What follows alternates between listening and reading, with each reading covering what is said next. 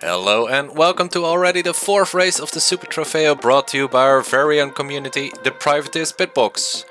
The fourth round is the second part of a doubleheader at the Autodromo Enzo Edino Ferrari. Whereas the first Imola race was held during the day, this second race will be a night race. First, let's have a look at the standings after our previous Imola race, which was won by Mike Nobel. The third consecutive second place finish sees de Jong extending his lead over Dolezal. Pink is still very closely behind Dolezal in third, and Plate is some way off in fourth place. Then we have Jonge and Schuster, who are only 1 point apart in the battle for fifth. Then we have Kruger, who's in front of Bonner, Markert and Nobel in our top 10. In our qualifying session, it was Oscar Pink who took a surprise pole position, being just 15 thousandths of a second quicker than de Jong. Plate was also very close behind, just a tenth down. Markart joins him on row 2. And then we have Jongen and Dolezal sharing row 3. We have Schuster and Roper on row 4. Jacobs and Raphael Lemke on row 5. Trump and Kruger on 6, Voisin and Del Biondo on 7, Schottens and Regan on 8, while Huey and Noble did not set a time and will be on row 9. With Noble's pace last race, he'll surely be racing across the field. Will he be able to win the race regardless? We'll find out as we head into our racing session. Cars make their way for the second time on Imola. The lights turn green and they are off. Will they make it through turn 1? We'll find out very shortly, as it is Markart in fourth, slight touch with Plate. Cars make their way around Tamburello. Looks like they all made it through in one piece. Markart's very close behind Plate. Takes a bit too much curb there, but is able to hold his position. Will Markart be able to take third from him on the outside of Tosa? It seems like Plate made a mistake going to the inside, and Markart is through, as well as Jonge, and Dolezal is closely behind. Will he be able to make it around the outside of Piratello though? No, he does not.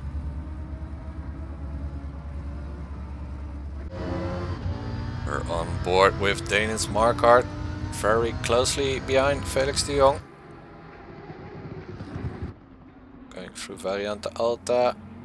De Jong has a slight wiggle coming out of the turn, giving Markart the space to go around the outside towards Rivazza. Who will brake latest? Who will keep the position? It looks like it's de Jong. Yes, it's de Jong in front. Markart behind, and behind them is Jeroen Jonge very close. Markart has a way better exit out of Rivazza too, and they're already side by side going up to start finish. Will he be able to make the move? It looks like he's ahead. Yes, he is now up to second position. Meanwhile, de Jong is eyeing the outside, brakes late. Will he be able to keep the turn? Yes, he does. Oh, very close. Yes. Side by side now, free wide. They're going free wide up to Villeneuve. Ladies and gentlemen, will they make it through? Oh, it's no. Yeah, no. De Jong goes wide, loses traction. Markart is in front. Is he? Jeroen Jonge is side by side with him. De Jong is still very close behind them. It's Pavel Dolezal as well. And yeah, it all slots into each other. That was a very nice move of the three of them. Here we have Toby Roper with Mike Noble hot on his heels. Will Mike be able to take already 8th position starting from the back? Looks like he does make it through fairly easily into Tamburello, braking later than Roper, and he is up to 8th position now as he makes his way to the front of the field. Here we have Raphael Lemke and Schuster going at it. Going up to Piratello, I believe. No, it's down to Rivazza. Will Lemke take the inside? Yes, he does. As the sun is setting. And he goes up to 6th position. Nobel's already on Schuster's back end though, and will probably take that position as well. Here we have Voisin.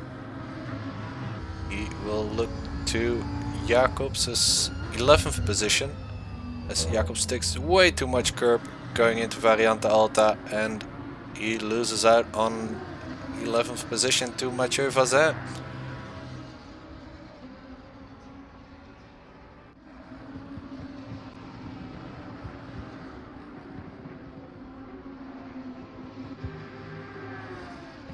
We have Kruger, who is the next customer for Sander Jacobs. Kruger is taking the inside, and he does a fairly decent move and pulls it off. That's Kruger now up to 12th position, while Jacobs is losing 2 positions in very short notice, now down to 13th. Meanwhile, towards the front of the field, we have Pavel Dolezal, who is the next customer for Mike Noble. Mike already up to 5th position. Or will he? Looks like he will be able to take that position from Pavel fairly easily. Yeah, he's already in front. Will Pavel try to brake late? No, he does not. Brakes early and slots in behind Mike Noble. Mike's already in 5th. And here we have Samuel Kruger, who will be gunning for Mathieu Voisin in 11th. Voisin has a bad exit out of Aqua Minerale, and Kruger is through to 11th.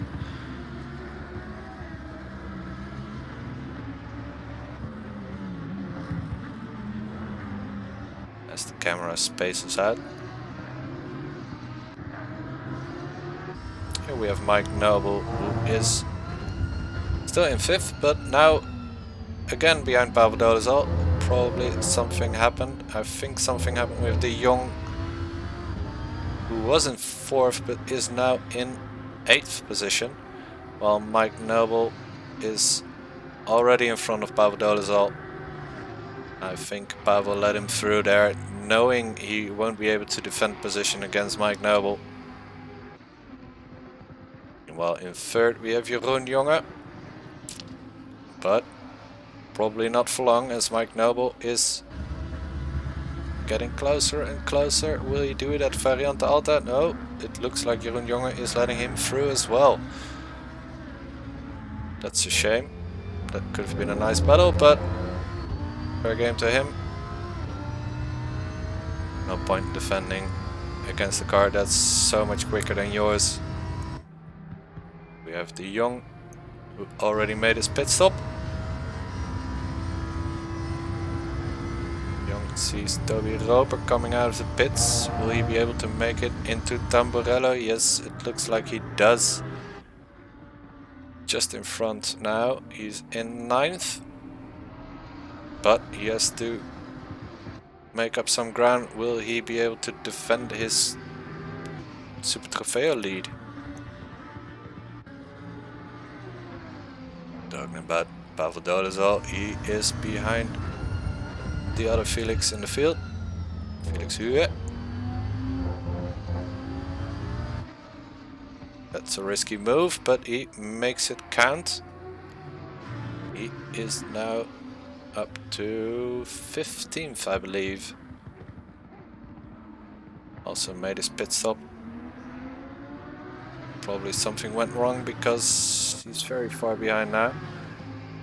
Here we have Rafael Lemke, who is up to 4th position, doing very well for himself, but maybe not for long, as De Jong looks to the inside of Tamburello and outbrakes him. Yes, that's a clean move.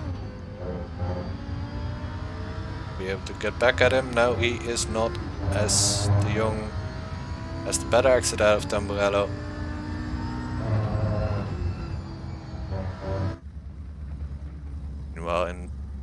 Towards the back of the field we have Sander Jacobs and Pavel Dolezal. Pavel is eager to make up for the places lost. Going side by side towards Villeneuve. And Jacobs is unable to defend that position. Takes a lot of curb there. But keeps it on track nonetheless. And that's Pavel up to 13th now. Here we have Toby Roper and Andreas Schuster. Toby's in 6th and Andreas in 7th, but Toby opts to go through the gravel, unable to make the turn. Will he be able to keep his position? No, he is unable to, as Andreas Schuster makes it around the inside of Tosa. That's Toby down to 7th and Andreas up to 6th now, with Plate very closely behind. Meanwhile, Pavel Dolezal is still on the move. He wants to have a piece of Erwin Scholtens' 12th position. And goes around the inside fairly easily. He does it. Pavel up to 12th now.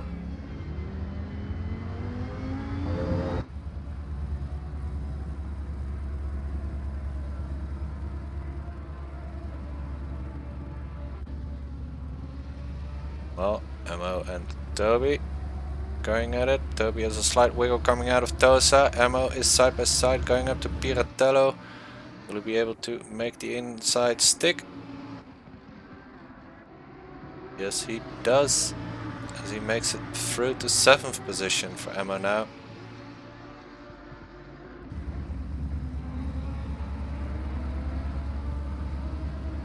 Just great stuff from these guys. Meanwhile, we have Mike Nobel going for the move on the leader, Oscar Pink.